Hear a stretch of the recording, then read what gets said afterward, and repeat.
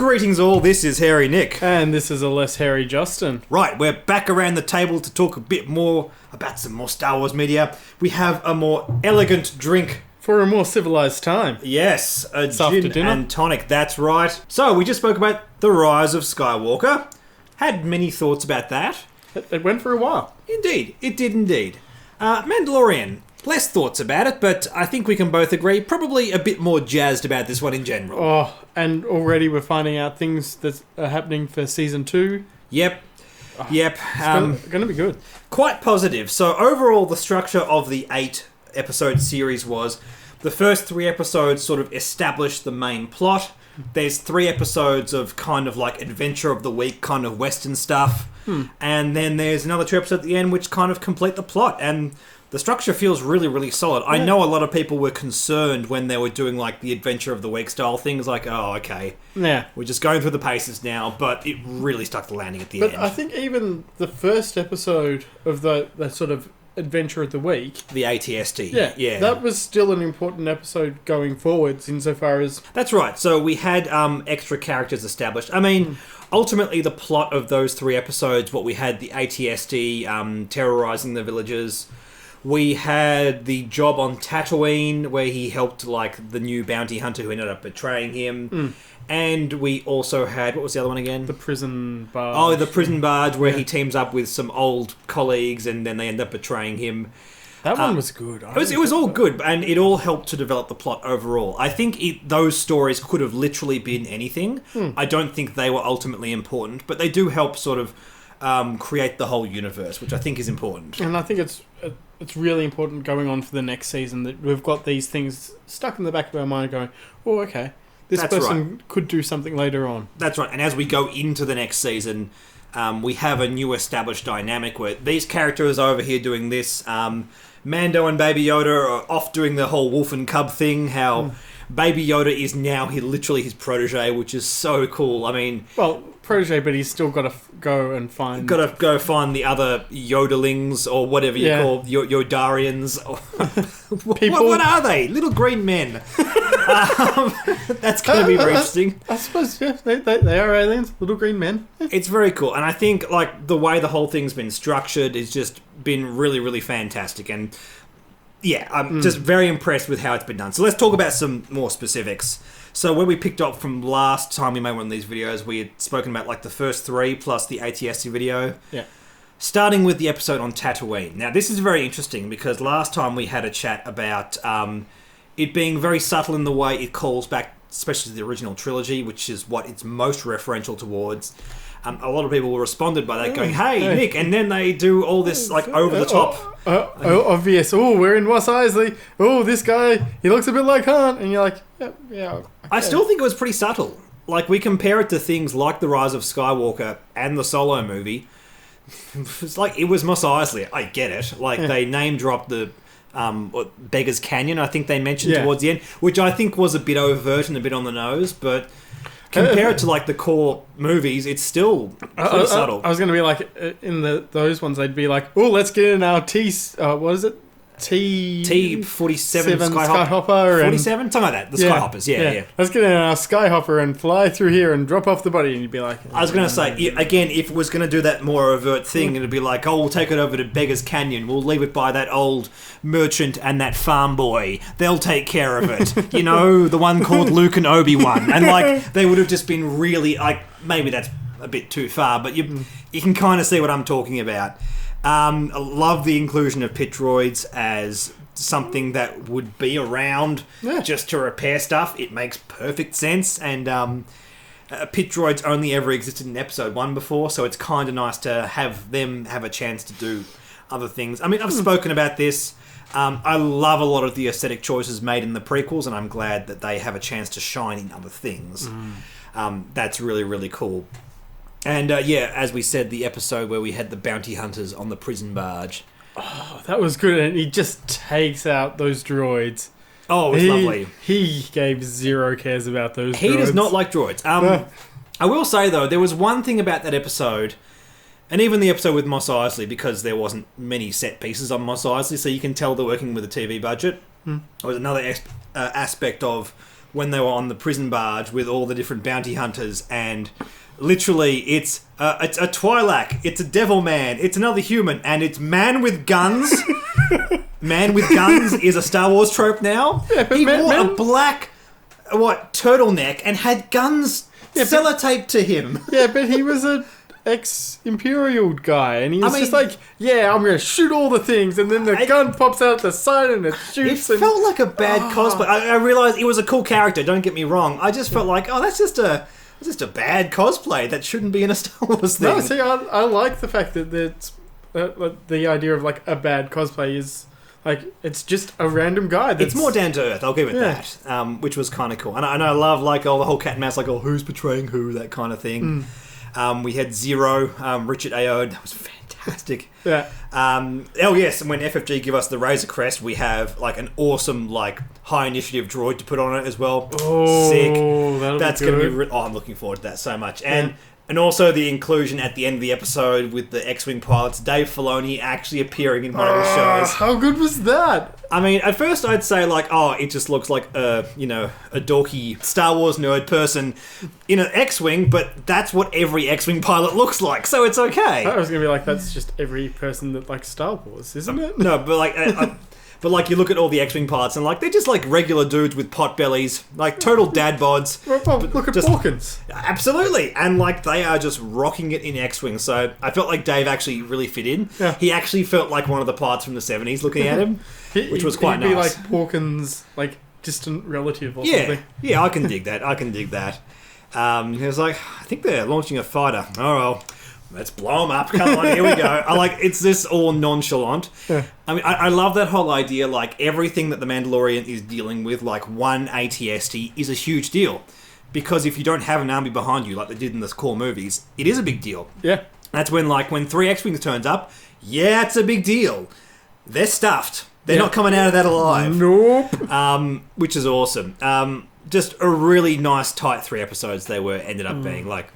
I think there was concerns ultimately, like, here we go, we're just going through the motions. Especially that first one with the ATSD. Yes, the cowboy rolls into town and saves the local villagers. It's been done in Western shows and shows that are sort of like Western so many times before. I understand I was like, okay, this is getting a bit tighter. But then it absolutely brought it back. See, I was more concerned by the third one.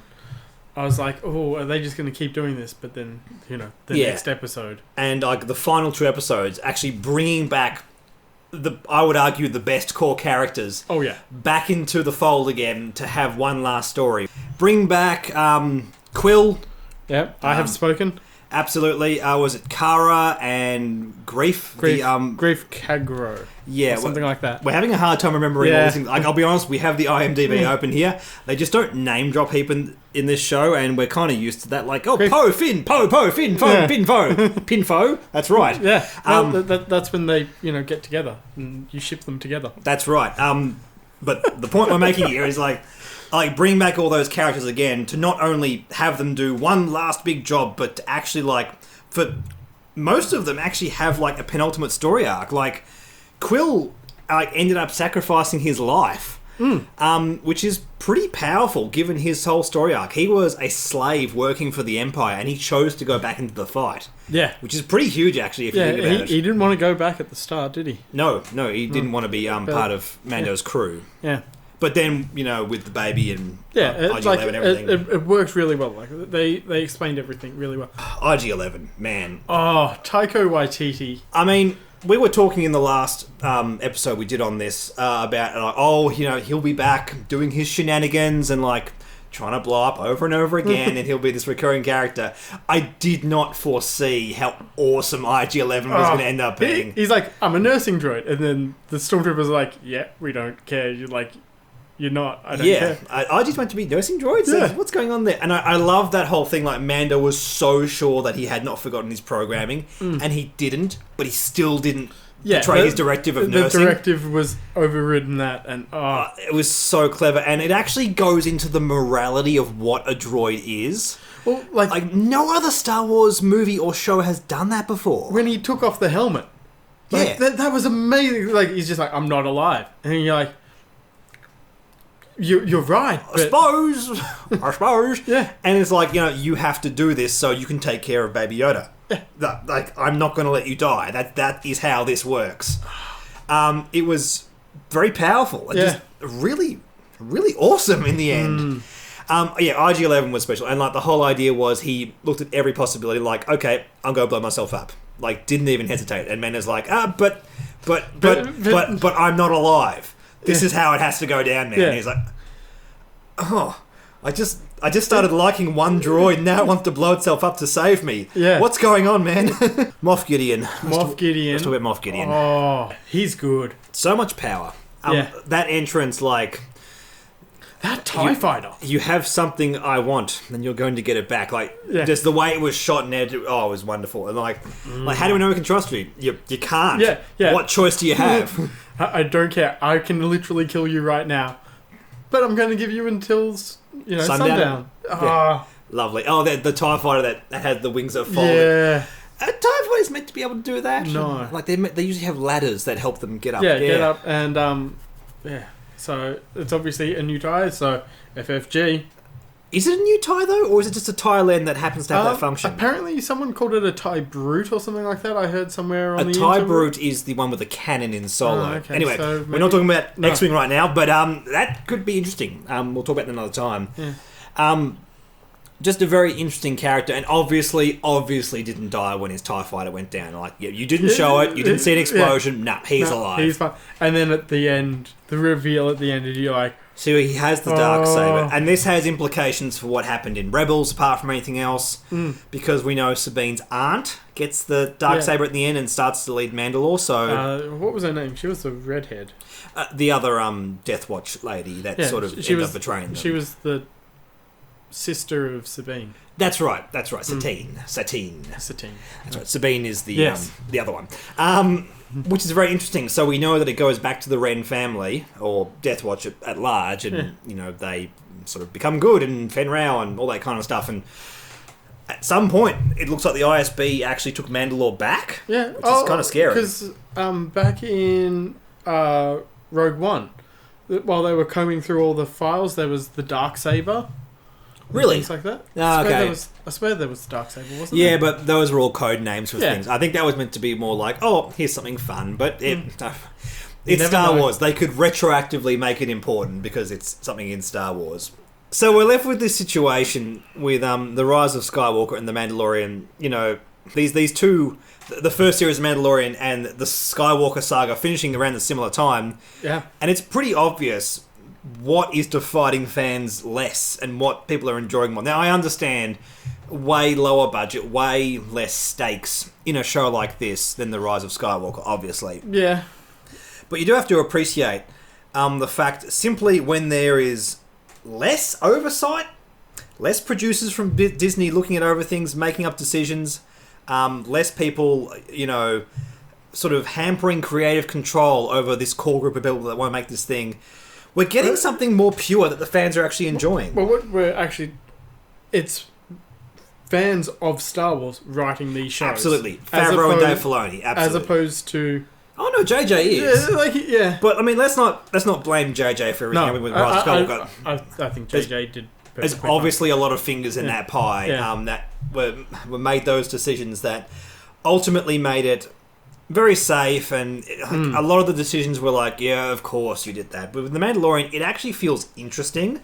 Like, as we were saying, that direction they took with IG, I did not expect that. No. Actually having a character... I mean, I know it's Dave Filoni's show, so of course he's going to do it, but like the whole implications with moving forward with the Darksaber. It's very powerful, it's very interesting, and it doesn't just... It's not just raw fan service, it actually is interesting tidbits happening around the context of Star Wars, and it's very, very interesting. So just talking more about The Mandalorian and how much we're enjoying it, just recently, Jon Favreau on Twitter posted this picture about a Gamorrean. Yeah, talking about, Season 2 in May or something like that? Their fall, I think. Yeah, sometime around then. Spring. Yeah. Which is interesting. So, like, hey, remember this race of things that had a bit of a look in on Return of the Jedi, but didn't really do anything. Yeah. Cool. And that's what I like. It's just like, it's just nods. It's not ham-fisted or anything. It's just here's some. That's what I'm saying. Like, I hope they don't go, well, okay, guess we're off to work for the Hutts now. Oh no, they're all dead. And like they do this like really ham-fisted reference to Return of the Jedi. I don't think they're going to do that. No. But actually exploring like what that race does and like going to their planet or something like that. Yeah, it could be interesting. It could be really, really interesting. Just like off the top of my head. He's like, this alien's green. Gamorreans are green. Oh, that'd be amazing. That'd be amazing. I like that, yeah. With that in mind, there's a strong, clear narrative which we can take the second season. It's about trying to find this child's race and what that entails and what that implies for the Star Wars universe as a whole, because again, we don't know what Yoda's race is. So, and we had so much talk, so much hinted with the cloning. The Doctor was a Camino cloner, and so maybe because he still survived as well. That's a good point. I mean, it can't be a clone of Yoda. I can't think of a clone of Yaddle. A clone of Yaddle, yeah, it's going to be a clone of Yaddle. But there's this whole thing, and also it's told from the point of view of people that don't really have a good understanding of what happened in the Civil War. Yeah. They're talking like about Jedis like they're sorcerers, something like that. Which is kind of weird, like Cara Dune's right there. I'm like, oh no, I was a rebel, like we had a Jedi leading us. Well, maybe she wasn't there on Endor or something like that. Exactly. Like, she could be fighting in... They were fighting in different planets. Exactly right. So having it like, that thing that happened over there, it's pretty significant, but we don't fully understand it. Yeah. And kind of like re-arriving at that conclusion from a different point of view is very interesting. Well, you think about it, no one knew that the Empire was a Sith. No one knew that the Emperor was a Sith Lord. That's a very good point. That's a very good point. And the implication from, spoiler alert if you haven't seen Rebels, okay, you know now, the end of Rebels where Ezra sees the Emperor, but it's the Emperor as he was. Yeah. And then as the facade drops, he turns into like the haggard old man. Like the whole idea of him looking like that is a secret. That's pretty cool. Yeah. And having that facade of mystery like surrounding everything, and like they just don't know what a Jedi is. Different point of views, different contexts. It makes it very interesting, and keeping the story small. Like everything is significant because they haven't got an army behind them. No, it's not like the core movies, and it's simple. And we just get a chance to focus on some really, really solid characters like Dave Filoni, Jon Favreau. They've done a fantastic job with this. So good. I don't want to sound like, overhyped Star Wars nerds just fawning over something, which a lot of Star Wars fans can do, but I have nothing to complain about this right now. I think, like, some of the writing was a little bit sort of generic Western on some of those episodes, but especially, like, with the core story, the core episodes that, advanced the plot, as in the first 3 and the last 2, they were just so well written. I've got no complaints. Justin, do you have any final thoughts on this? Can't wait for season 2. That's it. I completely agree. Anyway, thank you so much for watching. We'll do some more X-Wing videos very soon. I know we've done a couple of these videos on some media, and I know you guys tend to prefer the X-Wing stuff, but now that we're in December, I mean, this is when everything has come out. We'll have a bit of a lull. We'll have some information. Hopefully FFG will spoil the Razor Crest really, really soon. Or they'll, start talking about more of the hotshots and... Yes, they'll do that. We've also got all of Wave 6 to talk about we when have that comes no out. information from anything from Episode 9 yet. FFG had the issues with the printers earlier in this year, so I think they're a bit behind with their schedule, so hopefully really soon we get to see some new stuff came out of them. We just have so much more stuff to make ships on, and I'm really, really excited. It's going to be a fun time for the game. So as soon as anything comes out, we will be talking about it. Exactly. In the meantime, do not forget to like and subscribe. Like us on Facebook, follow us on Twitter and Reddit. We also have a Patreon. Patreon names. All here, all in front of our face. Thank you so much to everyone that has done that already. It seriously does mean a lot, especially now YouTube ad revenue is in a bit of dire straits, especially with new copper laws coming out, so... If you want to get involved with that, the information for that is down in the description below. And in the meantime, we'll both catch you in the next episode. Bye.